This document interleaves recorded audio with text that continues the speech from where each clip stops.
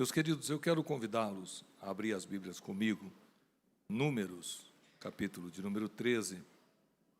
Enquanto você folheia a sua Bíblia, Números, capítulo 13, é o momento da grande decisão de Israel. O sonho está para se cumprir. Uma promessa que por 400 anos, 4 séculos, foi passado de pai para filho, de filho para pai, e isso foi de geração em geração uma promessa. Qual? Deus vai nos tirar daqui e vai nos levar para uma terra que mana leite e mel. 400 anos aproximadamente depois de 10 pragas contra o Egito, depois da morte de todo o exército do Egito nas águas do Mar Vermelho, depois da grande intervenção de Deus em favor da nação, chegou a hora de entrar na terra prometida. E no capítulo 13, versículo de número 23, nós vamos ler alguns versículos, diz assim: Depois vieram até o vale de Escol, e dali cortaram um ramo de vide com um cacho de uva, o qual trouxeram 2 homens sobre uma verga, como também romãs e figos. Chamaram aquele lugar o vale de Escol, Números 13, 24 agora, por causa do cacho que dali cortaram os filhos de Israel. Versículo 25. Depois voltaram de espiar a terra ao fim de 40 dias. Diga comigo, 40 dias. E caminharam e vieram a Moisés e a Arão e a toda a congregação dos filhos de Israel do deserto de Parã a Cádiz, e tornando, deram-lhe conta a eles e a toda a congregação, e mostraram-lhe o fruto da terra, e contaram-lhe e disseram: Fomos à terra que nos enviastes, e verdadeiramente mana leite e mel, este é o fruto. Diga comigo, verdadeiramente. Olhe para mim antes de você continuar lendo. Essa afirmação, ela me assusta. Por quê? O que está dizendo esses homens é que tudo que Deus falou é isso. Verdadeiramente, se havia alguma dúvida, acabou. A terra verdadeiramente mana leite e mel. Versículo de número 28. O povo, porém, que habita nesta terra é poderoso, e as cidades fortes e muito grandes. E também ali vimos os filhos de Anak. Os amalequitas habitam na terra do sul, e os heteus e os jebuseus e os amorreus habitam na montanha, e os cananeus habitam ao pé do mar e pela ribeira do Jordão. Então Calebe fez calar o povo perante Moisés e disse: Subamos animosamente e possuamo-la em herança, porque certamente prevaleceremos contra ela. Porém os homens que com ele subiram disseram: Não poderemos subir contra aquele povo, porque é mais forte do que nós. Diga comigo, porque é mais forte do que nós. Diga comigo, porque é mais forte do que nós. Verso 32. E infamaram a terra que tinham espiado perante os filhos de Israel, dizendo: A terra pelo meio da qual passamos a espiar é terra que consome os seus moradores, e todo o povo que vimos no meio dela são homens de grande estatura. Também vimos ali gigantes, filhos de Anak, descendente dos gigantes, e éramos aos nossos olhos como gafanhotos, e assim também éramos aos seus olhos. Amém. Sente-se, por favor. O texto em questão, ele é extremamente conhecido de todos nós que somos cristãos e que lemos a Bíblia ou participamos da escola bíblica dominical, e é natural que todos nós, já uma vez ou outra, ouvimos uma ministração nesse texto bíblico ou em algo parecido. A grande verdade, para que nós possamos entrar dentro desse texto, é que eles estão vivendo de milagres já há um período. Toda a fase de estruturação para a saída do Egito é Deus dando sinal que Ele está na frente. A primeira praga, quando a água vira em sangue, aquilo mostra que há um Deus que tem poder. Não é só uma palavra profética, não é só Moisés dizendo Deus falou, mas é Deus agindo. Esta época é uma época que vocês precisam se concentrar e imaginar.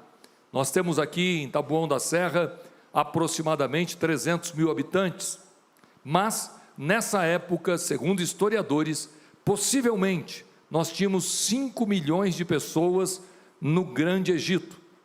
5 milhões de pessoas, irmãos, é uma nação poderosíssima. A praga que chegou está afetando crianças, jovens, adultos e velhos. Mas não é uma praga, são 10. E se não bastasse, a última praga, que é a praga contra os primogênitos, quando eles recebem orientação de Deus para se preparar para sair da terra e matarem o seu cordeiro e tomar o sangue numa bacia e colocar nos umbrais da porta, e esse sangue que estaria nos umbrais da porta seria a marca para que o anjo da morte não entrasse naquela casa. Aonde tivesse a marca do sangue na porta, o anjo da morte não entraria. E então, naquela noite, o anjo da morte veio ao Egito e matou todos os primeiros filhos, o filho mais velho, o primogênito, de todas as pessoas que viviam no Egito, menos de Israel, de animais, vaca, camelo, ovelha. Imagine vocês, talvez nenhum de vocês nunca pensou nisso, talvez os grandes pregadores aqui, mas num estudo um pouquinho mais apurado do texto, é possível que num cálculo entre média, teríamos ali 700 mil famílias de egípcio, porque nós sabemos que saiu 600 mil famílias de Israel, 700 mil famílias, 700 mil casais. Como nós não tínhamos nenhum método anticoncepcional, que todos que casassem, se não fosse estéril, possivelmente no primeiro ano, no segundo ano já teria um filho ou dois, nós estamos falando aí de aproximadamente 500 a 600 mil seres humanos, que seria o primeiro filho. Dá para vocês imaginar o que é a morte de 700 mil pessoas na mesma noite? Dá para imaginar a dor de pais e mães que amanhecem e percebem que houve um extermínio, não só dos filhos dos animais, mas filhos de todo egípcio, todo e qualquer militar, todo e qualquer príncipe, todo e qualquer que tinha um filho, o anjo da morte passou e matou a todos. Eu acredito que talvez seja um dos velórios pouco comentado na Bíblia, mas os egípcios tinham com a morte uma certa possibilidade de crer que haveria uma reestruturação deles, tanto é que até hoje nós encontramos as múmias que estão no Egito, que estão nas pirâmides, que eram sepultamentos de grande importância, porque os egípcios valorizavam muito a morte, o corpo daquele que morreu. Tanto é verdade que Faraó se levanta e diz: saiam da nossa terra, levem as crianças, levem os animais, levem tudo que tiver, mas saiam da nossa presença. Meus irmãos, vocês imaginam 500 mil caixões? Aonde estão os homens para poder construir toda a estrutura para esse sepultamento?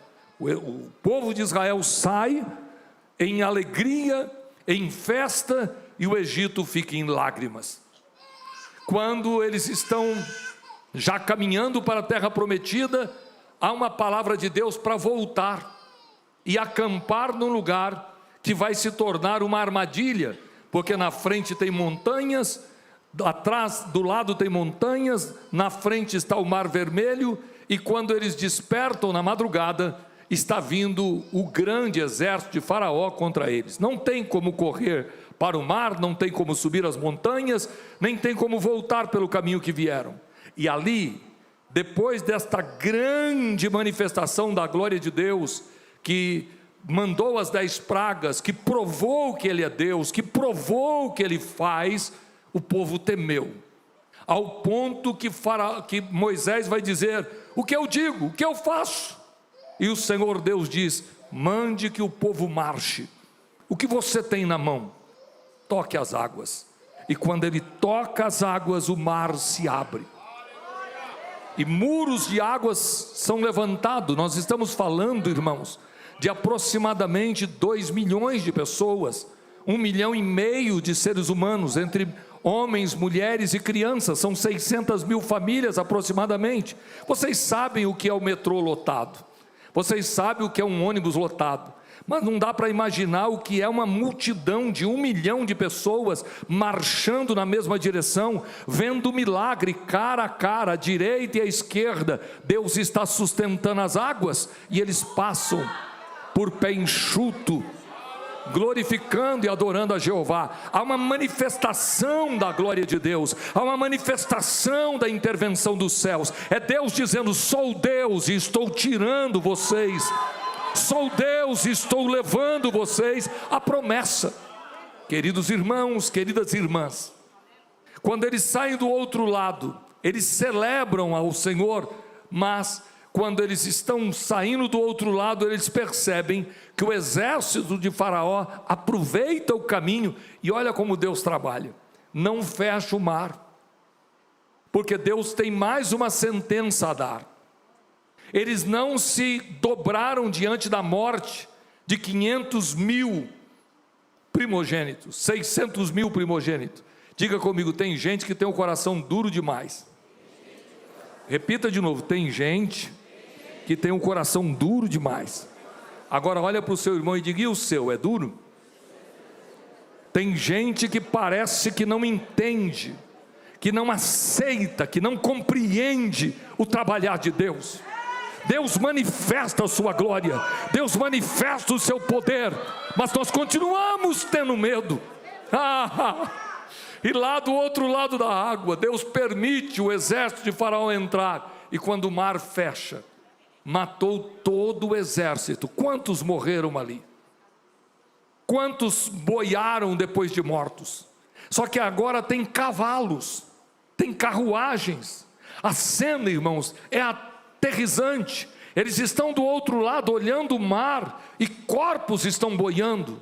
E então Miriam vai começar a dançar e a celebrar ao Deus de Israel, que prometeu, que disse: vou tirá-los com mãos fortes e vou levá-lo à terra que eu prometi. Aleluia, aleluia. Deus já te deu algum sinal que Ele é Deus? Deus já te deu algum sinal de que Ele está cuidando da sua casa? Já houve alguma intervenção dos céus na sua história? Você já participou de alguma coisa que foi Deus quem fez? Queridos irmãos, nós perdemos muito por ter medo, nós perdemos muito por ter dúvidas, mas Jesus disse: Tomé, não seja incrédulo, mas seja crente. Acredite no cuidado de Deus, acredite no que Deus falou que vai fazer. Pastor, mas tem gigante, a terra é boa, a terra mana leite e mel, mas tem muita gente forte, tem muralhas, tem muitos povos que podem nos impedir. Queridos irmãos, o que está acontecendo com a nação de Israel é incredulidade, medo. Não é que eles duvidam de Deus, mas eles duvidam de si mesmo. Eles dizem: nós não podemos contra esses homens. Mas o que Deus disse não é pega uma espada e queima e mata, não. Deus está dizendo: eu vou colocar vocês aí dentro. Mas Josué e Caleb têm outra percepção. Josué e Caleb: se Deus for conosco, nós vamos vencer eles, e nós vamos tomar a terra que Deus nos deu. Aleluia, aleluia. O que eu aprendo no texto, o que eu tiro como lição nesta noite, é que tem gigante. Não há nenhuma promessa que vai vir sem gigante. Não há nenhuma promessa que vai vir sem dificuldades. Não há nenhum casamento bom que não tenha dificuldades. O filme que passa cenas de romance não é a nossa vida. Nossos filhos dão problemas. Nossos casamentos muitas vezes parece que está um fio. Nossa vida econômica muitas vezes parece que vai nos tirar tudo que temos. Mas nós temos que acreditar que cada gigante que se manifestar não será suficiente para impedir Deus de cumprir as suas promessas. Porque o que muda na sua vida não é o que você pode, mas é o que Deus pode. Não é o que você pode, mas é o que Deus pode. Creia nisso. Pega a sua Bíblia comigo. Abra ela, por favor, em 1 Coríntios, capítulo de número 10. Nós vamos ver quando Deus vai usar o apóstolo Paulo para trazer uma reflexão sobre o que eu preguei a vocês. Versículo de número 1 do capítulo 10 de 1 Coríntios. Ora, irmãos, não quero que ignoreis que nossos pais estiveram todos debaixo da nuvem e todos passaram pelo mar. Diga comigo, todos.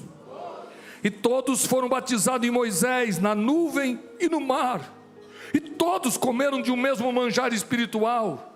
Diga comigo, todos. E beberam todos de uma mesma bebida espiritual, porque bebiam da pedra espiritual que os seguia, e a pedra era Cristo. Mas Deus não se agradou da maior parte deles, pelo que foram prostrados no deserto. Repita comigo, Deus não se agradou da maior parte deles. Deus não se agradou. Deus não se agradou. Abra sua Bíblia comigo, por favor. Judas. Abra sua Bíblia em Apocalipse, volte uma página, você vai encontrar Judas. Judas só tem um capítulo, versículo de número 5. Mas quero lembrar-vos, como a quem já uma vez soube isso, que havendo o Senhor salvo um povo, tirando-os da terra do Egito, leia o resto para mim, por favor, destruiu depois os que não creram. Quem destruiu? Não foi o diabo? Não foi os soldados? Não foi o inimigo? O que está Deus falando através da sua palavra é que Deus tirou um povo do Egito. Com mãos fortes Deus tirou um povo. Mas depois o mesmo Deus que tirou matou aqueles que não creram. Talvez aqui me explique o que pode estar passando na sua casa, o que pode estar passando no seu coração e no seu ministério. Duvidar, deixar de crer, dizer eu não acredito mais, dizer as promessas se perderam. Você não está simplesmente abandonando um sonho, mas você está saindo da direção de Deus. Ninguém vai entrar na terra prometida porque escolheu. Foi Deus quem disse: vou te levantar, vou te levar. E nós precisamos crer. Oh, ainda que machuque, ainda que os homens sejam duros, mas fique firme e diga: Deus vai me dar vitória. Eu quero pregar nesta noite: tem gigante, mas não tenha medo. Não tenha medo. Levante a tua mão e dê um brado de glória a Deus. Levante a mão bem alto, abra a boca e glorifique ao seu Deus. Abra a Bíblia comigo, 1 Coríntios capítulo 10, versículo de número 6. E essas coisas foram nos feitas em figura, para que não cobiçamos as coisas más como eles cobiçaram. Digam comigo: tudo isso aconteceu. Eu quero ouvir a igreja, diga comigo: tudo isso aconteceu para ser uma figura, um exemplo para nossos dias. Escute-me, o que o Senhor Deus vai falar através de Paulo eu fiz tudo isso para que vocês pudessem depois entender que a fé é muito mais do que dizer eu creio, eu não creio. Você foi chamado por Deus. Deus te tirou do meio da multidão de pecadores, Milhares querem servir a Deus e não conseguem, mas você foi alcançado pela graça, você foi alcançado pela misericórdia. O amor de Deus te encontrou e você está servindo a Ele. Nós não somos obreiros porque sentamos no púlpito, mas nós somos obreiros porque Deus nos chamou para a sua obra. Oh, se você entendesse quanto prejuízo àqueles que não crêem.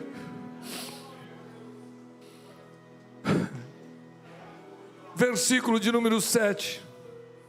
Não vos façais, pois, idólatra, como alguns deles, conforme está escrito: o povo assentou a comer e a beber, e levantou-se para folgar.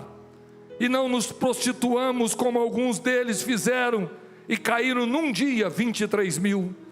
E não tentemos a Cristo, como alguns deles também tentaram, e pereceram pelas serpentes. E não murmureis, como também alguns deles murmuraram, e pereceram pelo destruidor. Ora, tudo isso lhes sobreveio como figuras, e estão escritas para aviso nosso, para quem já são chegados os fins dos séculos. O deserto fala de arrebatamento, o deserto fala sobre fé e dúvida, o deserto fala sobre os fins dos séculos. Verso de número 12: aquele, pois, que cuida está em pé, olhe, que não caia. Não veio sobre vós tentação senão humana, mas fiel é Deus, que vos não deixará tentar acima do que podeis, antes com a tentação dará também o escape, para que possais suportar.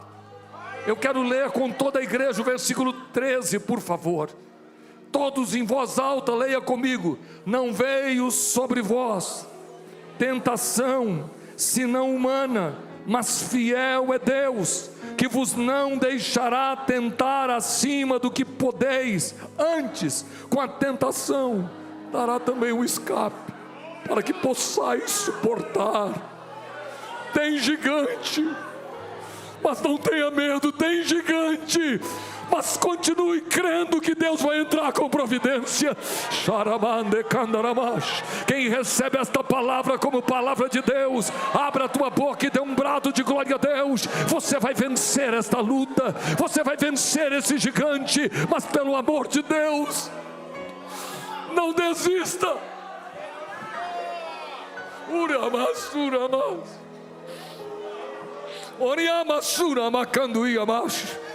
Eu vou pedir aos pastores que me ajudem em oração. O Senhor Deus está restaurando o ministério nesta noite. O Senhor Deus usa a minha boca para te dizer: a incredulidade mata, a dúvida mata, mas se você crer, Deus entrará com providência. Se você não está suportando mais, abra a tua boca hoje aqui e clame pela misericórdia, e Deus entrará com providência. Ainda tem anjo a serviço do Senhor. Demando e abaixo. Oriamassura bacandaramassuramas. Oriando e decandaramash. Quem puder abrir a boca comigo para dar glória a Deus. Oh, Deus vai entrar com providência. Rebarabas. Urabacandarabassura bacandaramas. Oriabacandaramassuramash. Abra essa boca grande e glorifique a Deus. Oh, aleluia. Aleluia.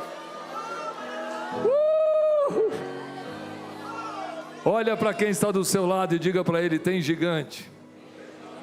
Não, diga no plural: tem gigantes, mas não tenha medo.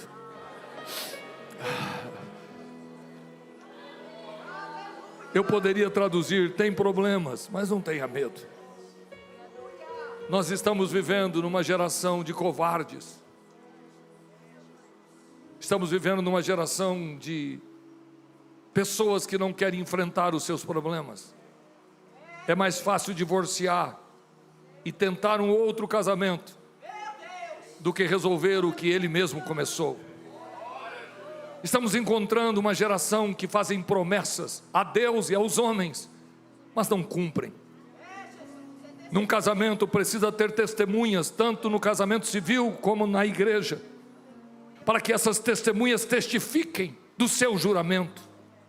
mas esquecemos do juramento, porque ele está dando trabalho, porque ela não me entende. E eu sei o que é isso. E eu creio que a maioria dos senhores sabem que qualquer coisa que Deus tem para fazer, o diabo vai tentar atrapalhar. Qualquer um que tem chamado vai apanhar. Qualquer um que tem uma vocação de Deus, o Senhor vai permitir que o diabo se levante. Mas o Senhor está procurando valentes e não covardes. Os covardes voltem para casa.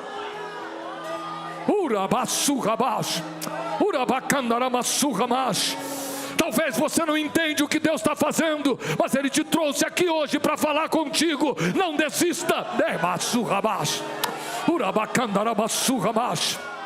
Põe a mão em alguém com a autoridade de Deus. Põe a mão nele com autoridade e diga: você não pode ficar no deserto. Diga: você não pode ficar no deserto. Meu companheiro, o Senhor tem algo maior. O Senhor tem algo maior. O deserto vai ficar para trás. O deserto vai ficar para trás. E Deus vai te colocar onde Ele prometeu. O deserto fala de solidão.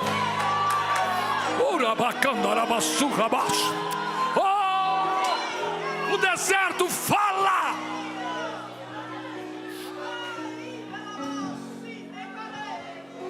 de um lugar sem nada. Deserto é lugar de morte, de fome. E talvez você está passando pelo lugar árido, mas não desista.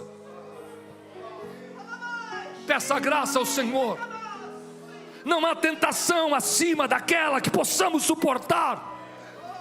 Se for necessário, Deus vai abrir uma porta e vai dizer: passa por aqui, meu servo, passa por aqui, minha serva. Acredite, aleluia. Eu vou terminar, mas eu pergunto aos senhores: Deus não podia ter dado uma visão para Moisés e mostrar os muros de Jericó afundando? E Moisés podia levantar: não, Deus me mostrou. Deus não poderia mandar um anjo para que fosse à frente e matasse homens? O anjo da morte não matou 500.000 primogênitos? Será que o anjo não poderia também derrubar alguns gigantes? Mas chega um momento que Deus vai simplesmente lhe perguntar: você crê ou vai desistir? Você acredita ou você vai desistir? E hoje Deus coloca diante de ti: vai voltar para o deserto ou vai encarar os problemas da promessa que Deus tem? Vai voltar a estaca zero ou vai encarar os gigantes e vai dizer: Deus vai me dar vitória? Ei, o Senhor te trouxe aqui para te levantar em vitória. Se você pode ter fé comigo, pegue na mão de quem está do teu lado. A presença de Deus aqui é real. Pegue na mão dele, aperta a mão desse crente até ele dar glória a Deus. A presença de Deus aqui é perceptível. Eu posso perceber que Deus está me usando. Eu posso sentir a unção de Deus. Pegue na mão desse crente, aleluia. Aperta a mão dele e diga: Deus vai te levantar. Aguarde, diga, levante a mão dele. Deus vai te levantar, meu irmão. Deus vai te levantar, minha irmã. O Deus que já fez milagre até hoje vai continuar fazendo milagre. Solte a mão do teu irmão dando glória a Deus. Oh, aleluia. Uriaçura bacana e amado.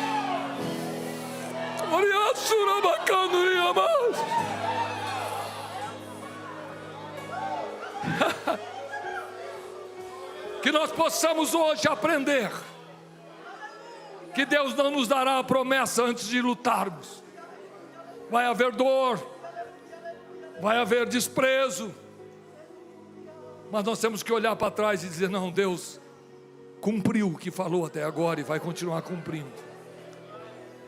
Eu vou pedir para colocar na tela para mim Daniel capítulo 10. Coloca na tela, por favor, Daniel e 12, e nós vamos ler juntos. Eu quero crer, irmãos, que esta palavra tem alguém que precisa ouvi-la. Vamos ler junto em voz alta. Então me disse, todos juntos, 1, 2, 3. Então me disse: não temas, Daniel, porque desde o primeiro dia em que aplicaste o teu coração a compreender e a humilhar-te perante o teu Deus, são ouvidas as tuas palavras. Continue. Põe o outro versículo na tela. E eu vim por causa das tuas palavras. Versículo 13. Mas o príncipe do reino da Pérsia me resistiu 21 dias. Um dos primeiros príncipes veio para me ajudar, e eu fiquei ali com os reis da Pérsia. Versículo de número 14. Agora vim para fazer-te entender o que há de acontecer. Aleluia. Curve a tua cabeça e fecha os seus olhos. Curve a cabeça, fecha os olhos. Diga comigo: Senhor, eu creio que o Senhor já enviou o anjo, que o Senhor já enviou o socorro. Abra a boca e repita: Deus, eu creio que o Senhor me ajudará. Eu vou atravessar e eu vou viver cada uma das tuas promessas, no nome de Jesus. Aleluia. Fique em pé dando glória a Deus. Oriamassura bacando iamas. Oriamando iamassura me anda namas. Oh, Salvador da minha alma, Jesus Cristo, Rei dos Reis, oh, divino Deus dos céus.